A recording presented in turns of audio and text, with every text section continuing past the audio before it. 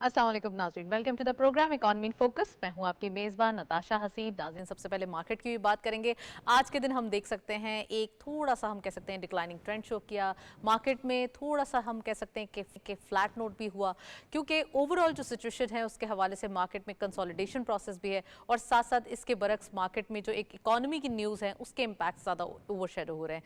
साथ साथ अगर हम बात करें तो आज के दिन एक मोर और लेस हम कह सकते हैं सस्टेनेबल एक फ्लैट नोट मार्केट के अंदर विटनेस किया गया। साथ साथ इन्वेस्टर्स पार्टिसिपेशन भी है।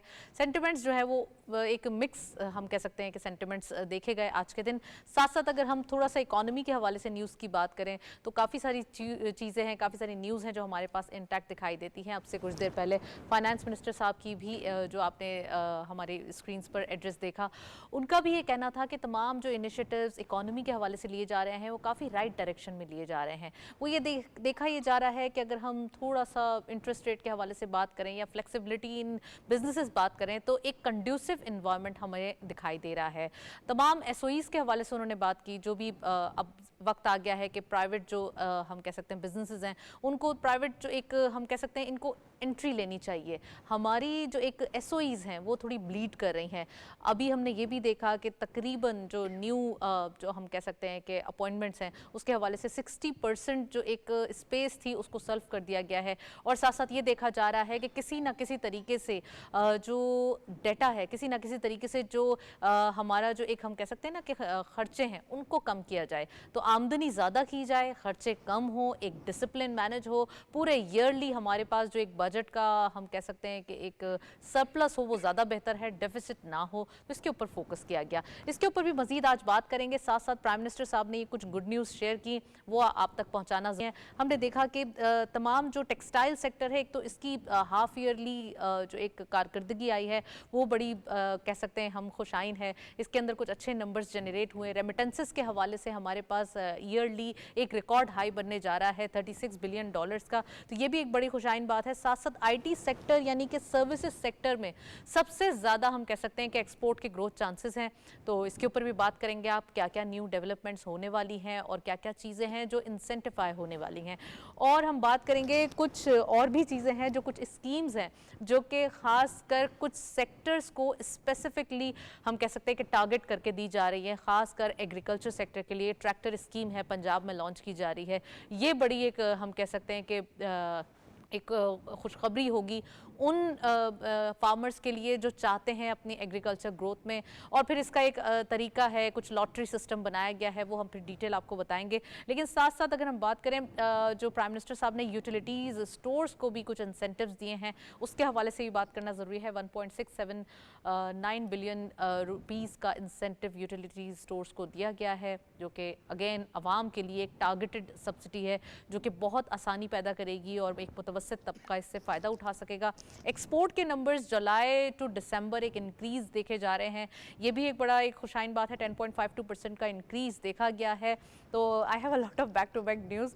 Financial year next year 2025 to 2026 के बजट की तैयारी स्टार्ट कर दी गई है और भी मजीद बहुत सारी न्यूज़ है, मजीद भी बात करेंगे। लेकिन 100 इंडेक्स के अपडेट्स देखते चलते हैं आज की मार्केट में हमारे पास क्या न्यूज़ है। Let's have a look on screen के आज इंडेक्स अपडेट्स क्या हैं। ओपन हुई मार्केट 1,16,255.12 के लेवल पर। कल के क्लोजर पर मार्केट का आगाज हुआ, हर साइड पर मार्केट गई 1,16,843.41, lower was 1,13,677.5 and finally closer 1,16,052.68। हम कह सकते हैं आज एक फ्लैट नोट अमिड डिक्लाइन देखा गया 202.44 का। साथ साथ ये भी सिचुएशन है कि मार्केट के नंबर्स का जो थोड़ा सा हम कह सकते हैं कि डेली बेसिस पे अप या डाउन जाना, it's not a big deal. आपको कोशिश ये करनी है जो आपके ब्लू चिप हैं वो कैसा परफॉर्म करते हैं, डिविडेंड कैसा आता है, आइडिया ये है। सो आज के प्रोग्राम का बाकायदा आगाज़ करते हैं। We have here very exclusive panel. हमें ज्वाइन किया है डॉक्टर जासिम अनवर साहब ने। आप डेवलपमेंट एक्सपर्ट हैं, एनालिस्ट भी हैं, उनको खुशामदीद कहते हैं। अस्सलाम वालेकुम, very warm welcome in the show. और हमारे साथ मौजूद हैं डॉक्टर तलत अनवर साहब, आपको भी खुशामदीद। आप इकोनॉमिस्ट हैं, अस्सलाम वालेकुम, वेरी वार्म वेलकम। और हमारे साथ ओवर स्काइप मौजूद हैं शेख इम्तियाज़ हुसैन साहब, आप चेयरमैन हैं FPCCI USA बिजनेस काउंसिल के, उनको वेलकम करते हैं। Pakistan agriculture and horticulture forum के भी आप जो हैं वो मेंबर हैं। अस्सलाम वालेकुम sir, welcome to the show. मैं प्रोग्राम का बाकायदा आगाज़ करूँगी डॉक्टर जासिम से। डॉक्टर जासिम, डेवलपमेंट की बात हो रही है, इतनी सारी पॉलिसीज़ और कुछ ऐसे न्यू डेवलपमेंट सामने आई हैं जो कि बहुत ज़्यादा हम कह सकते हैं ना कि कंड्यूसिव इन्वायरमेंट जो बिजनेसेस के लिए है उसको फ़रोग दे रहे हैं। साथ साथ आपने एक क्यू ऑफ न्यूज़ सुनी जिसमें बहुत सारी पॉजिटिव हमारे पास खबरें हैं। क्यों ना हम तमाम जो एक पॉजिटिविटी है इसको ही हाईलाइट करें, क्योंकि नेगेटिव तो सबकी ही बात करते रहते हैं। और दूसरा ये कि हमारे पास जो एक्सपोर्ट के नंबर्स हैं जिससे हमारे मुल्क में एक फॉरेन एक्सचेंज आता है, हमारे पास रेमिटेंसेस के नंबर्स हैं जिससे हमारे मुल्क में फॉरेन एक्सचेंज आता है, कैसे गवर्नमेंट इस पॉलिसीज़ को देख रही है और आने वाले दिनों में क्या प्लान्स हैं? जी, thank you so much Natasha. एक इस इम्पॉर्टेंट टॉपिक पे आपने मुझे मदऊ किया। देखिए, मैं आपको थोड़ा तसलसल बताऊंगा कि क्या 5E फ्रेमवर्क क्या था और उसके बाद कैसे उड़ान पाकिस्तान जो उसकी ट्रांसलेशन थी उसको भी प्राइम मिनिस्टर साहब ने हाल ही में लॉन्च किया, और उसकी ओवरऑल स्ट्रेटेजिक प्लानिंग जो डायरेक्शंस हैं उसके असरात या समरात नीचे तक ट्रांसमिट होने का जो अमल है वो कैसे चलेगा। देखें, जो मैक्रो इकनॉमिक के इशारे होते हैं वो तो आप सबको ही पता है कि पाकिस्तान में उसकी बेहतरी हमने देखी। ट्रेड डेफिसिट भी कम हुआ, आईटी सेक्टर ने ग्रोथ देखी, करेंसी स्टेबिलिटी हुई और स्टॉक इंडेक्स भी अभी 116 को ऑलमोस्ट पहुंच चुका है। सो ये सारी चीज़ें तो इंडिकेट करती हैं कि जी जो डायरेक्शन है वो तो ठीक हो चुकी है। अब अगला क्वेश्चन आता था कि जो ये एक इमीडिएट इफेक्ट्स डिलीवर करने थे, एक कुछ लॉन्ग टर्म है, कुछ मिड टर्म्स भी हैं। अब जो इमीडिएट इफेक्ट्स थे उसमें था कि जो लोग ऑलरेडी सफ़र कर रहे हैं उन्हें किसी तरीके से हम सब्सिडाइज्ड सपोर्ट दें और उन सेक्टर को पर्टिकुलरली सपोर्ट दें जो इकोनॉमिकली जीडीपी में मेजर शेयर रखते हैं। For example, services industry Pakistan में अराउंड 50-60% के करीब कंट्रीब्यूट करती है जीडीपी में। इसके अलावा एग्रीकल्चर का अच्छा खासा शेयर है। अब जब एग्रीकल्चर की मैं बात करूंगा तो इसके अंदर कैसे सब्सिडाइज्ड प्रोसेसेस को शुरू किया, तो आपको पता है सबसे ज़्यादा एग्रीकल्चर कंट्रीब्यूशन पंजाब के अंदर है। जी। और पंजाब गवर्नमेंट ने रिसेंटली ट्रैक्टर स्कीम जो उसमें सब्सिडाइज्ड, अभी आपने थोड़ी देर पहले बयान किया, उसमें कुछ सब्सिडीज़ भी ऐड की। इसके अलावा कुछ सोशल सेक्टर के अंदर ये जो सर्विसेज सेक्टर्स को प्रमोट करने के लिए ईवी स्कूटर्स को इंट्रोड्यूस किया मैडम मरीम नवाज साहबा ने। इसी तरह ये जो अभी आप थोड़े बता रही थी, जो मार्जिनलाइज सेगमेंट होता है या जिसको हम पॉपुलेशन को पावर्टी लाइन से नीचे के लोग हैं, अब वो माशी बदहाली में साल होते का और हैं। बदहाली का उनका वो है, तो उनको भी रिलीफ देना ज़रूरी था। अब उनको रिलीफ देने के लिए दो चार चीज़ें बड़ी इंपॉर्टेंट होती हैं कि एनर्जी के अंदर कॉस्ट सब्सिडाइजेशन होती है या उनकी फ्यूल की स्टेबिलिटी लेकिन देखते एनर्जी हैं। में आप सब्सिडाइज करने से पहले टारगेटेड कहते हैं ना, आप जी लोगों जी को नहीं टारगेट कर पाते क्योंकि उसमें कोई ऐसे लोग भी होते हैं जो नहीं होते, उनके घर बंद होते हैं, मतलब बहुत सारी चीज़ें थी। तो ये यूटिलिटीज़ को करना ईसीसी की ये बहुत बेनिफिट मीटिंग होगा। में, हाँ। देखिए, ये इसलिए यूटिलिटीज़ को बेनिफिट किया जा रहा है कि देखिए यूटिलिटी स्टोर्स तकरीबन हमारा ये वाहिद गवर्नमेंट का एक नेटवर्क है जो तकरीबन हर गांव में, इवन कस्बों की हद तक भी ये जी जी बिल्कुल जी। लोअर लेवल पे भी जाता है।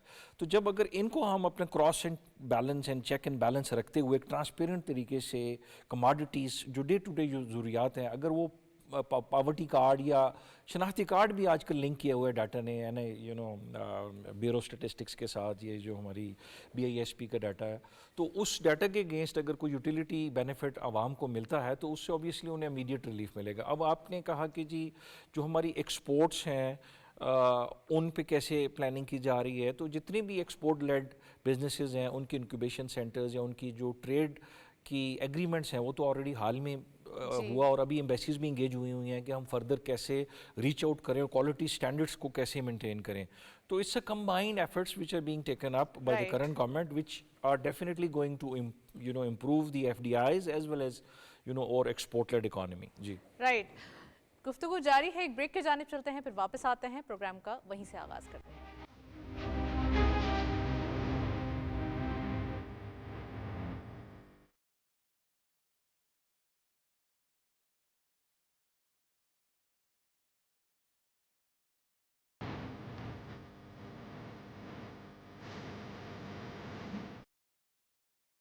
Welcome back. ब्रेक से पहले हम बात कर रहे थे ओवरऑल इकोनॉमी के हवाले से। मैं डॉक्टर तलत साहब से पूछना चाहूंगी, सर आज कुछ न्यूज़ भी आई हैं और इससे पहले इस पूरे वीक के अंदर, थोड़ा सा पास्ट वीक जो गुजरा है, उसमें कुछ सरप्राइजेस भी मिले, जैसे उड़ान पाकिस्तान के हवाले से एक माशी, हम कह सकते हैं तरक्याती प्रोग्राम है जो हमारे लिए एक विजन सेट करता है। साथ साथ आज के दिन जो यूएई के ताउन से जो $2 बिलियन हमें मिले हुए थे उसको रोल ओवर कर दिया गया। तो क्या चीजें हैं आप समझते हैं जो इकोनॉमी को एक टारगेट करके प्रॉपरली, जो उसकी हम कह सकते हैं ना तमाम एस्पेक्ट्स हैं, उसको डील किया जा रहा है प्रॉपर? जी शुक्रिया, बहुत बहुत बहुत अच्छा सवाल है। एक्चुअली हमें आईएमएफ के प्रोग्राम में ये है कि रोल ओवर करने पाकिस्तान को every year Pakistan has to roll over around 14-15 billion US dollar जो कर्जे माजी में लिए गए थे पिछले 2 से 3 दहाइयों में, वो कर्जे अब वापस करने हैं। तो अगर ये रोल ओवर नहीं होंगे तो फिर कंट्री विल डिफ़ॉल्ट। सो ये कंडीशन है जो कि गॉड आईएमएफ ने फॉरबिड डिफॉल्ट तो ना कहें बहुत मुश्किल से निकले हाँ हम नहीं, मतलब ये आईएमएफ का प्रोग्राम इसीलिए गए ना कि Pakistan was in problem in 2022। Problem में ना होता कि कंट्री जाते ही उस वक्त आईएमएफ के प्रोग्राम में जब प्रॉब्लम में हो, whenever there is an economic crisis तो वो जाते हैं। ठीक है, कोई बुराई नहीं है, बहुत सारे मुल्क जाते हैं, हम भी गए और ये वी आर मेंबर और हमें लेना चाहिए कर्जा। फाइनेंशियल सपोर्ट चीपर रेट पे मिल रही है, बजाय इसके कि हम कमर्शियल रेट पे कमर्शियल मार्केट से लें, तो it is a cheaper than other things. When you have an IMF program तो world bank, Asian development bank की जो कंसेशनल फाइनेंसिंग है वो भी अवेलेबल होती है जो मुल्क के लिए अच्छी है, जो मिलेगी हमें। और वर्ल्ड बैंक ने भी अभी ऐलान किया है, 2-4 दिन पहले की बात है, कि 10 ईयर्स की जो है कंट्री पार्टनरशिप स्ट्रेटजी में वो 2 बिलियन पर इनम के हिसाब से 20 बिलियन यूएस डॉलर देंगे फॉर द प्लेज नेक्स्ट। करेंगे। हाँ, प्लेज किया उन्होंने और वो कमिटमेंट है उनकी। और इसी तरह होता, पहले ये 5-6 बिलियन की थी, अब ये डबल हो गई है, तो जो कि अच्छी चीज़ है। जो कंसेशनल होते हैं, आइडा के लोन बड़े कंसेशनल होते हैं, यानी इंटरनेशनल डेवलपमेंट असिस्टेंस जो है ना वो बड़ी कंसेशनल होती है, हार्डली 0.5% पे होती है। अच्छा। हाँ बहुत, जबकि हमें जो पिछले अभी देखे ना गवर्नमेंट ने जो लोन लिया था स्टैंडर्ड चार्टर बैंक से पिछले क्वार्टर में, वो 12% पे था। It is the most expensive, क्योंकि कोई कमर्शियल बैंक से जो बोरोइंग है बहुत वो बार इन कंट्री। हाँ, हाँ, जी जी बिल्कुल, वो डॉलर टर्म में था, बहुत 200-300-400 मिलियन यूएस डॉलर का था। अब ये वर्ल्ड बैंक की, आईएमएफ की, एडीबी की फाइनेंसिंग बड़ी चीप होती है, एक तो ये बात।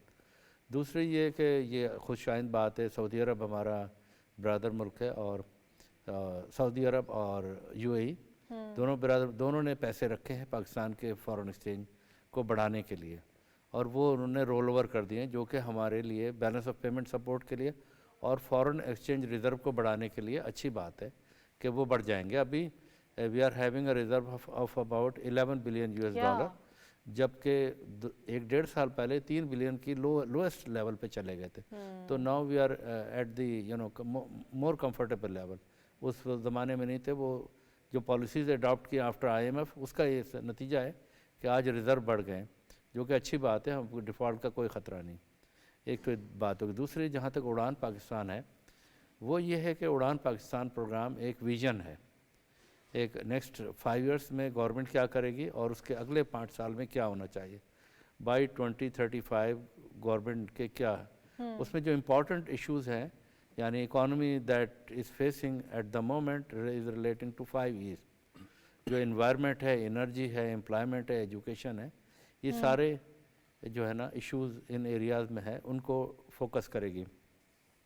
देखें, ये विजन प्रोग्राम पहले भी बनाया गया था, विजन 2025, मैं भी उस टीम का हिस्सा था और वो भी एक अच्छा विजन प्रोग्राम था। लेकिन होता ये है कि विजन तो बना दिया जाता है, लेकिन उस पर अमल दरामद नहीं होता है। अब मैं इस बात को ज़ोर दूंगा कि विजन जो बनाया गया उड़ान पाकिस्तान, इस पर अमल दरामद भी होना चाहिए।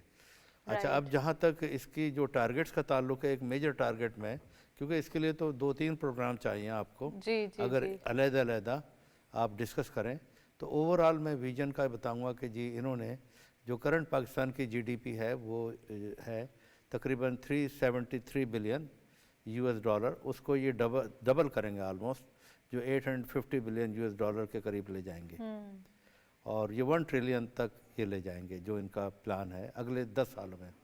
अच्छा, अब जो यानी अब ले जाने के लिए ज़ाहिर है किसी रेट से ग्रो करेगी तो जाएगी ना। तो जो मेरे ख्याल है जो एजम्पशन जो लिया गया है वो जी अगले 5 सालों में 6% पर एनम के हिसाब से ग्रो करेगी, जो कि बहुत हाईली एम्बिशियस है। ओके। दूसरे ये कि आखिरी सालों में जो है वो इन्होंने कहा है 9% से ग्रो करेगी, वो और एम्बिशियस है। एम्बिशियस तो है, लेकिन अगर पॉलिसीज़ अडॉप्ट की जाए तो ये हो सकता है। जो हमें ज़रूरत इस बात की है कि हम इसके लिए यानी हम अपने फिस्कल डेफिसिट को कम करें जी। और राइट साइजिंग करें, जैसा कि आज फाइनेंस मिनिस्टर ने भी इस बारे में बोला है कि राइट साइजिंग होनी चाहिए। बिल्कुल। और जो क्योंकि हमारे जो रूट काजेज हैं बैलेंस ऑफ पेमेंट उनको क्राइसिस के, पकड़ना जरूरी है हाँ, सबसे वो पहले। ओवर स्पेंडिंग है, बहुत ज़्यादा अखराजात है, बहुत ज़्यादा लोगों को भर्ती कर लिया हमने। इस चीज का इशारा तो आईएमएफ ने ऑलरेडी किया भी था अपनी वन ऑफ कंडीशनैलिटी में। मैं इम्तियाज शेख साहब से पूछना चाहूंगी। इम्तियाज साहब, आप क्या समझते हैं इकोनॉमिक पॉलिसीज के हवाले से? आज हम एक डिटेल डिस्कशन कर रहे हैं जिसके अंदर जब ये उड़ान पाकिस्तान का एक इनिशिएटिव लिया गया, इसके अंदर खासकर एग्रीकल्चर को फोकस किया गया इन दी एक्सपोर्ट सेक्टर। तो आपको क्या लगता है? और दूसरा, एक एक्सपोर्ट के नंबर्स भी आज हमारे पास गुड न्यूज़ मौजूद है। ऑफ कोर्स हमारी जो टेक्सटाइल की एक्सपोर्ट है वो अपसाइड जो है वो एक नंबर्स आए हैं, उसके यूटिलिटीज़ के भी आप निकाल दें, टैरिफ्स जो है वो इतने ज़्यादा हायर साइड पे, उसके बावजूद हमारे पास टेक्सटाइल का एक कुशन मौजूद है। ओवरऑल एक्सपोर्ट के नंबर्स भी बढ़ गए और देखा ये जाता है कि सबसे ज़्यादा एक्सपोर्ट के जो हमारे पास नंबर्स जनरेट होते हैं वो यूएस की तरफ जब एक्सपोर्ट करते हैं हम, वहाँ से जनरेट होते हैं। तो प्लीज़ ज़रा इसके बारे में बताइए। बिस्मिल्लाहिर्रहमानिर्रहीम जी, बहुत शुक्रिया, थैंक यू वेरी मच। बिल्कुल, उड़ान पाकिस्तान जो कि मैं समझता हूँ कि बिजनेसमैन की दीना ख्वाहिश थी कि अब चूँकि जो है वो मुल्क में स्टेबिलिटी आ चुकी है, हमारी करेंसी स्टेबल है, इसके अलावा बाकी जो मामला चल रहे थे, अनस्टेबिलिटी के पॉलिटिकल इश्यूज जो चल रहे थे इस्लामाबाद में ख़ास तौर पे, वो सब स्टेबल हो चुके हैं। तो अब ये एक राइट टाइम है कि इस तरह का कोई प्रोग्राम दिया जाता, और बड़ा ज़बरदस्त प्रोग्राम है। जैसा कि अभी बात हुई कि पहले भी इस तरह का प्रोग्राम आ चुका है, लेकिन अब ये एक नए सिरे से प्रोग्राम का देना, मैं समझता हूँ कि एक नई एनर्जी के साथ लोगों को आना चाहिए इसमें। इसकी कामयाबी सिर्फ़ और सिर्फ़ इसी सूरत में हो सकती है कि जब तक जो है वो बिज़नेसमैन्स को ऑन बोर्ड ना लिया जाए, स्टेक होल्डर्स को ऑन बोर्ड ना लिया जाए। क्योंकि कैसे इम्प्लीमेंट होगा, क्या रोड मैप होगा, कैसी चीज़ें होंगी, इसको वज़ा करना जो है वो तमाम स्टेक होल्डर्स जब तक शामिल नहीं होंगी, वो इसको एक तरीके से प्रॉपर्ली हम गोल्स को, टारगेट्स को अचीव नहीं कर सकते। और जहाँ तक बात की आपने एक्सपोर्ट की, बिल्कुल एक्सपोर्ट्स के फिगर्स बड़े ज़बरदस्त हैं। और न सिर्फ टेक्सटाइल बूम कर रहा है इस वक्त, आप अगर राइस को देख लें, राइस ने भी फर्स्ट टाइम 4 बिलियन को क्रॉस किया है। और अगर आप आईटी की एक्सपोर्ट्स को देख लें, जो अभी रिसेंटली आप फिगर शेयर कर रहे हैं, तो इसमें हमारे पास काफ़ी जो है वो इम्प्रूवमेंट आई है ड्यूरिंग पास्ट ईयर में। और फर्दर भी हम देख रहे हैं कि ये अभी एक्सपोर्ट की इंक्रीमेंट चलती जा रही है। लेकिन अगेन देखें, ये तमाम जो हमारे सेक्टर्स हैं, हम तमाम चीज़ों को, कमोडिटीज़ को मिला के जो एक्सपोर्ट करते हैं, वो कभी भी हम 30 बिलियन से क्रॉस नहीं किए। और जब तक हम इसके अंदर कोई ऐसी चीज़ें नहीं लेके आएंगे, वैल्यू एडिशन वाली चीज़ें नहीं लेके आएंगे, जब तक हम एक सर्टेन अच्छा फिगर हासिल नहीं कर सकते। फिर अगेन आईटी को जो है हमें कंसिडर करना एक्सपोर्ट भी पड़ेगा, होती है क्योंकि टेक्सटाइल की, जी लेकिन जी उसके बावजूद हमारा कोई ब्रांड नहीं बनता। हम ऑटोमेटिकली बस एक रॉ मटेरियल और उसको थोड़ा सा एक वैल्यू एडिशन भी होता है तो फिर भी कोई ब्रांड नहीं बनता। और साथ साथ वैल्यू एडिशन की बात करें, आप एक्सपोर्ट के नंबर्स की, $30 बिलियन की बात कर रहे हैं, उसमें भी हमें काफी सारा रॉ मटेरियल जो है वो इम्पोर्ट भी करना पड़ता है। बिल्कुल आपका कहना दुरुस्त है। देखें, ये इंडस्ट्रियलाइजेशन की तरफ हमें जाना पड़ेगा। अब जो मेरे ख्याल से फोकस होना चाहिए हमारा, वो उस तरफ होना चाहिए। और इसमें जो है वो हमें कुछ जो रिक्वायरमेंट्स हैं वो हमें अपने नेबरिंग कंट्रीज से कंपेयर करना पड़ेगा, और वो कम्पिटिटिव है काफ़ी। हमारे पास सबसे पहले तो हमें टैक्स सिस्टम को रिफॉर्म करना पड़ेगा। 40 किस्म के हमारे पास टैक्सेस हैं प्रोविंशियल और फेडरल लेवल पे, जिनको हमें वन विंडो में लेके आना पड़ेगा, यूनिफाइड करना पड़ेगा। जैसे दुबई के अंदर आपको सिर्फ वीएटी के एक टैक्स जो है वो चार्ज होता है, कोई इनकम टैक्स नहीं है, कुछ नहीं है। यूरोप में आप चले जाएँ, थ्रू आउट यूरोप जो है वीएटी सिर्फ चार्ज होता है, इसके अलावा कोई मल्टीपल टैक्सेस नहीं होते। तो ये हमें एक रिफॉर्म करना पड़ेगा। फिर सेकेंडली यहाँ पे इंफ्रास्ट्रक्चर को डेवलप करना पड़ेगा। माजरत के साथ सिंध में जो है, पंजाब में तो काफ़ी काम हो रहा है, सिंध में इंफ्रास्ट्रक्चर की हालत काफ़ी अबतर है, जिसको इम्प्रूवमेंट की काफ़ी नीड है। और जब तक इंडस्ट्रियल एरियाज़ में जो है वो यूटिलिटीज़ और इंफ्रास्ट्रक्चर बेहतर नहीं होगा, एग्जैक्टली सब फॉरेन जगह पे काम जो है इन्वेस्टमेंट। वो होना चाहिए। इम्तियाज साहब, आपने टैक्स रिफॉर्म्स की बात की है। बिल्कुल हम कह सकते हैं ईयर एंड जब हो रहा था तो उस वक्त भी कुछ टैक्स के अंदर कुछ न्यू रिफॉर्म्स किए गए, कुछ न्यू मेजर्स इंट्रोड्यूस करवाए गए। तो आपको लगता है कि टैक्सेस के हवाले से जो सैलरीड क्लास सिर्फ स्क्वीज हो रही थी, उससे थोड़ा हटके अब इंडस्ट्रीज और बैंक्स को भी एडीआर का एक रिलीफ दिया गया, तो टैक्सेस के हवाले से तो चीजें चेंज की गई हैं काफी। जी, बिल्कुल चेंज की गई हैं, लेकिन अभी थ्रू आउट पूरा सिस्टम चेंज करने की ज़रूरत है, मैं समझता हूँ। मैंने जैसे आपको बताया कि दुनिया काफ़ी एडवांस हो गई हुई है। अभी जिस तरह से बात हो रही है, सीएनआईसी से आपकी तमाम चीज़ें ट्रेसेबल होती हैं। तो आप एक सीएनआईसी पे तमाम चीज़ें लिंक अप करें और जो मल्टीपल हेड्स बने हुए हैं, हमें मुख्तलिफ जगहों पे जो टैक्सेस देने पड़ते हैं, उनको हम यकजा कर दें, ताकि ईज़ी हो जाए। ईज़ ऑफ डूइंग बिज़नेस की जो हम बात करते हैं, जब तक हम ईज़ ऑफ डूइंग बिज़नेस नहीं देंगे लोगों को यहाँ पे आपके रजिस्ट्रेशन के हवाले से, आपको टैक्सेस को हैंडल करने के हवाले से, तो बिज़नेसमैन जो है वो स्केर्ड हो जाता है। और नेबरिंग कंट्रीज़ में आप अगर देखेंगे कंपैरेटिवली काफ़ी अच्छा एनवायरनमेंट है। जब भी यहाँ से इन्वेस्टमेंट्स मूव हो जाती हैं, यहाँ का लोकल इन्वेस्टर भी मूव हो रहा है, ताकि वो एक अच्छे एनवायरनमेंट के अंदर काम कर सके। तो जब ये सारी सहूलियात यहाँ मौजूद होंगी और हम भी उसी तरीके से इक्विप्ड होंगे, तो लोग फॉरेन इन्वेस्टमेंट भी बड़ा ईज़िली आएगी। अभी रिसेंटली भी बहुत सारे हमारे जो चाइनीज़ दोस्त हैं, वो रिलोकेट करने के लिए देख रहे हैं अपनी इंडस्ट्रीज़ को। तो पाकिस्तान के जी पास जी एक जी। बहुत अच्छी अपॉर्चुनिटी है। आईटी के हवाले से आपने बात की, आईटी के हवाले से इतना बड़ा हमारे पास अपॉर्चुनिटी है, यूएस की इतनी बड़ी अनटैप्ड मार्केट है। हमारी नेबरिंग कंट्री जो 200 बिलियन से ऊपर की आईटी सिर्फ एक्सपोर्ट करती है, तो हम अभी 2 से 4 बिलियन के दरमियान अगर रह रहे हैं, तो मैं समझता हूँ ये कुछ भी नहीं है। बहुत इम्प्रूवमेंट की चांसेस हैं। यहाँ पे हमें बच्चों को, लोगों को तरगीब देनी चाहिए कि आईटी की तरफ आएँ। फ्यूचर एग्जैक्टली पाकिस्तान का बिल्कुल जो है सही वो फरमाया इम्तियाज साहब आपने। आईटी ट्रेनिंग पोर्टल का भी अभी इजरा किया गया है, लाइडे को ही आपको याद होगा। और आईटी ट्रेनिंग प्रोग्राम्स इसलिए भी ज़रूरी हैं क्योंकि ये यंगस्टर्स को हम कह सकते हैं कि उनके लिए एक न्यू एम्प्लॉयमेंट एरा क्रिएट कर सकते हैं। मजीद भी बात होगी, ये रिपोर्ट देखें टेक्सटाइल के हवाले से, फिर वापस आते हैं, कंटिन्यू करते हैं गुफ्तगू।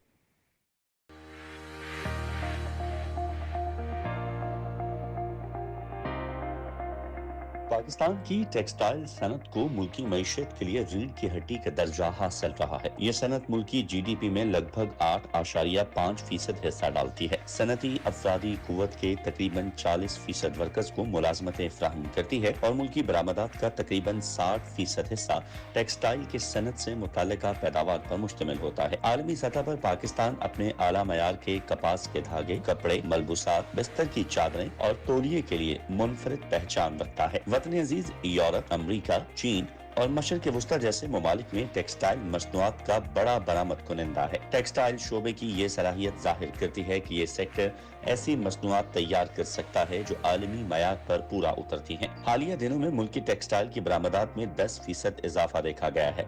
रवा माली साल की पहली शशमाही में टेक्सटाइल बरामदात मजमूई तौर पर 9.09 अरब डॉलर की रही, जो गुज़िश्ता माली साल के इसी अरसे में 8.29 अरब डॉलर रही थी। All Pakistan textile mills association एप्टमा के फहम करदा आदाद शुमार के मुताबिक जुलाई 2024 में टेक्सटाइल की बरामदात में इब्तदाई तौर पर 3% कमी देखी गई, ताहम इसके बाद के महीनों में मुस्बत नमू देखी गई। अगस्त में 13%, सितंबर में 18%, अक्टूबर में 13%, नवंबर में 11% और दिसंबर में 6% इजाफा हुआ। ऑप्टमा टेक्सटाइल के शोबे के लिए ज्यादा से ज्यादा फवायद हासिल करने के लिए मुतादिद महाजों पर हुकूमत के साथ मसरूफ अमल है, जिसका मकसद बरामदात की नमू को मजीद फरोग देना है। पाकिस्तान की टेक्सटाइल इंडस्ट्री मुल्की मईशत का एक अहम सुतून है। ये सनत न सिर्फ रोजगार फ्राहम करती है बल्कि बरामदात के जरिए कौमी खजाने को भी मजबूत करती है। पाकिस्तान दुनिया में कपास पैदा करने वाले सबसे बड़े ममालिक में शामिल है। टेक्नोलॉजी के इस्तेमाल और वैल्यू एडेड मसनूआत की तैयारी से टेक्सटाइल बरामदात को मजीद बढ़ाया जा सकता है। ये सनत पाकिस्तान की मईशत को बेहतर बनाने में कलीदी किरदार अदा करती है और अगर इसको दरपेश मसाइल हल किए जाएं तो ये मजीद तरक्की कर सकती है।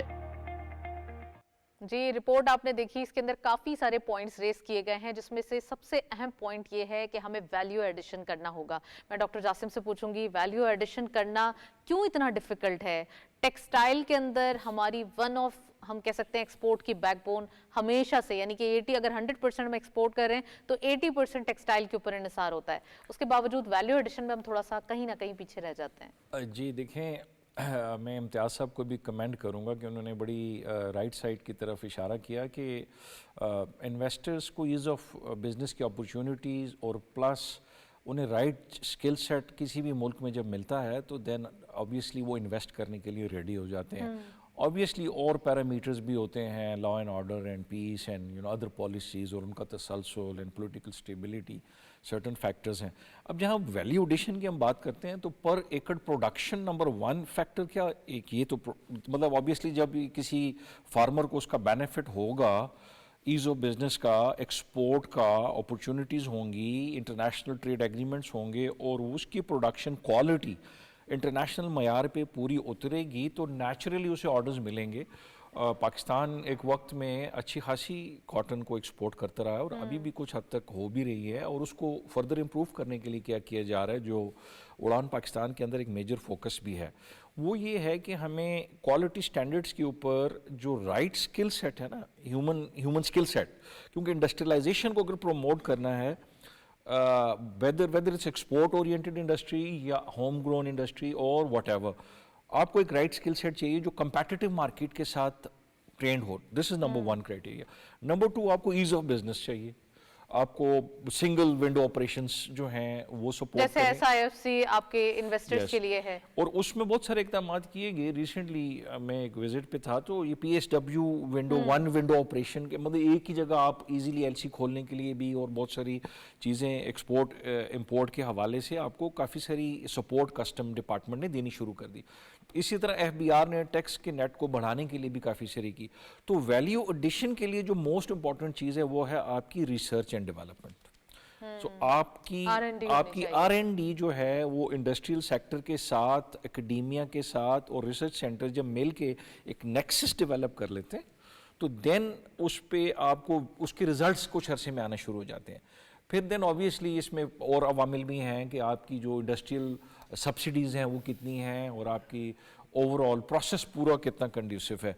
लेकिन वैल्यू एडिशन के बगैर और क्वालिटी स्टैंडर्ड्स के बगैर हम इंटरनेशनल मार्केट को उतना नहीं टैप कर पाएंगे। इसीलिए गवर्नमेंट ने इसको बड़ा फोकस किया हुआ है इस प्रोसेस को पूरे को। जी, टेक्सटाइल सेक्टर के अंदर काफ़ी सारी एक हम कह सकते हैं ह्यूमन जो एक एम्पावरमेंट है या फिर ह्यूमन जो एक हम कह सकते हैं उनकी इंटरेक्शन वो चाहिए होती है, क्योंकि टेक्सटाइल सेक्टर आप सिर्फ मशीनरी पे बिलीव नहीं कर सकते। इस पर डिटेल डिस्कशन करेंगे। कमोडिटीज़ अपडेट्स देखते चलते हैं आज के मार्केट में क्या रहे। जी, आज के मार्केट में कमोडिटीज़ में सबसे पहले गोल्ड की पर तोला प्राइस आपकी स्क्रीन पर आप देख रहे हैं नंबर्स 2,75,578 रुपीज़ आज के लोकल मार्केट में गोल्ड की पर तोला प्राइस है, जबकि गोल्ड पर 10 gram 2,36,515.1, international gold at per ounce $2,640.6, oil WTI पर बैरल $73.7, ऑयल ब्रेंट क्रूड पर बैरल $76.63 देखे गए। आज के दिन आप देख रहे हैं गोल्ड की प्राइसेस में थोड़ा सा एक अपवर्ड डायरेक्शन देखी जा रही है, ऑल्दो ऑयल प्राइसेस भी अपवर्ड डायरेक्शन ही शो कर रहे हैं। इट मींस कि यहाँ पर जो है वो एक ओवरऑल थोड़ा सा अगर ये प्राइस ऐसे ही हायर साइड पे जाते रहे तो इन्फ्लेशन आने वाले दिनों में पुशअप हो सकता है। करेंसीज के हवाले से भी बात कर लेते हैं, करेंसीज अपडेट्स भी देखते चलते हैं। सबसे पहले यूरो बाइंग रही 288.69 rupees, selling was 289.21 rupees. Nextly, UK pound buying rahi 348.09, selling was 348.72. US dollar buying rahi 279 rupees, selling was 279.5. And lastly, Chinese yuan buying rahi 38 rupees, selling was 38.06. GCC currency updates. Nextly, ji, Saudi riyal सबसे पहले buying रही 73.98, selling was 74.11. UAE dirham buying at 76.15, selling was 76.29. Omani Rial buying rahi 720.75, selling was 721.24. And lastly, Kuwaiti Dinar buying rahi 901.45, selling was 903.07। ये थे आज के currency updates. आपने देखे commodities के रेट्स देखे, काफ़ी एक चेंजेस आ सकते हैं अगर ऐसे ही अपवर्ड ट्रेंड हमें दिखाई दिया। डॉक्टर जासिम भी मौजूद हैं, डॉक्टर तलत भी मौजूद हैं और हमारे साथ शेख इम्तियाज़ साहब भी मौजूद हैं। मैं डॉक्टर तलत साहब आपसे पूछना चाहूँगी, एक तो टेक्सटाइल के हवाले से आप कुछ ऐड करना चाह रहे थे नंबर 1, एंड नंबर 2 ये जो एक इंटरनेशनल ऑयल प्राइस का ट्रेंड दिखाई दे रहा है, क्या इसका एक ड्रॉबैक हो सकता है हमारे पास? जी, ये इंटरनेशनल ऑयल प्राइस जो है ना, पहले मैं इसकी बात कर लूँ कि ये बहुत बड़ा रिस्क हो सकता है।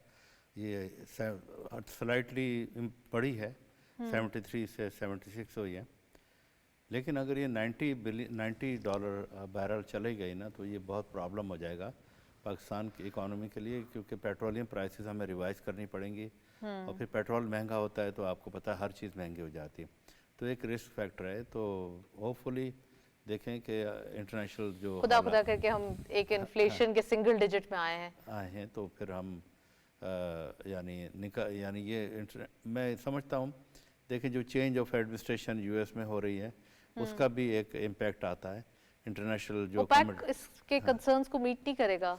हाँ, तो वो तो डिपेंड करता है ना कि अपने यूएस अपनी प्रोडक्शन इंक्रीज़ करता है डिक्रीज़ करता है, और वो इस पे भी डिपेंड करता है कि जो इंटरेस्ट रेट है अगर वो हाई होता है तो फिर ऑयल प्राइसेस भी हाई होती हैं। दूसरे यानी ये गोल्ड की प्राइसेस से भी ताल्लुक़ है, क्योंकि एक जो मामला चल रहेगा इंटरनेशनल लेवल पे डी डॉलराइजेशन का, there is a trade war between China and USA.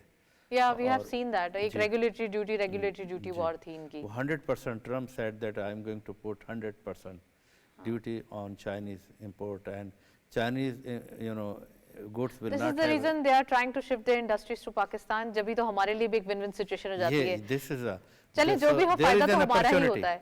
There is an opportunity, अगर ये होता है तो पाकिस्तान के लिए एक अपॉर्चुनिटी होगी कि जब चाइनीज़ गुड्स वहाँ नहीं जाएंगी तो इन्वेस्टर्स यहाँ इन्वेस्ट कर सकते हैं पाकिस्तान में, लेकिन इन्वेस्टर्स उसी सूरत इन्वेस्ट करेंगे जहाँ इन्वेस्टमेंट के हालात बेहतर होते हैं। इन्वेस्टर सिक्योरिटी होती है, पॉलिटिकल स्टेबिलिटी होती है, ये सारे फैक्टर्स बड़े इंपॉर्टेंट हैं। तो हमें ये देखना चाहिए कि पॉलिटिकल स्टेबिलिटी को टॉप प्रायोरिटी रखें। एग्जैक्टली तो मौजूदा गवर्नमेंट की ये एक हम कह सकते हैं ना कोशिशें भी तो हैं, यही पॉलिसीज का तसलसल देना या एक हम कह सकते हैं गवर्नमेंट का टैक्सेस के हवाले से रिफॉर्म्स करना, ये तमाम चीज़ें हैं जो हाईलाइट होती हैं।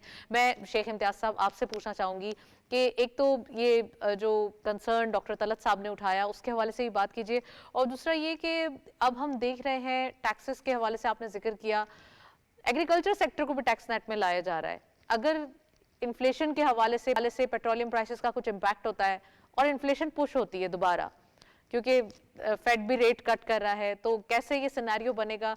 ये तो हम कह सकते हैं कि एक ब्लेसिंग होगा पाकिस्तान के लिए अगर इसमें कुछ ना हो। तो क्या लगता है आपको, क्या इन्फ्लेशन मजीद पुश होगी अगर एग्रीकल्चर टैक्स नेट में आएगा सेक्टर?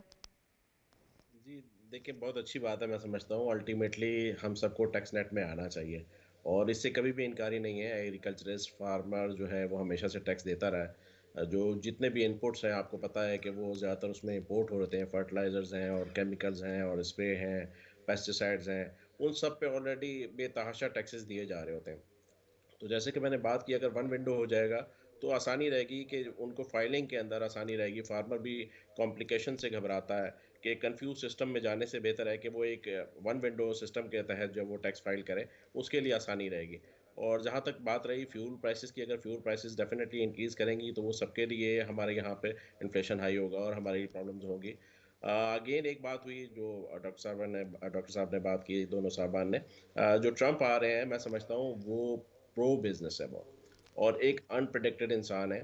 बहुत सारी चीज़ें वो कर जाते हैं और लेकिन बिजनेसेस को अप्रिशिएट करते हैं, जितने भी बिजनेस हैं।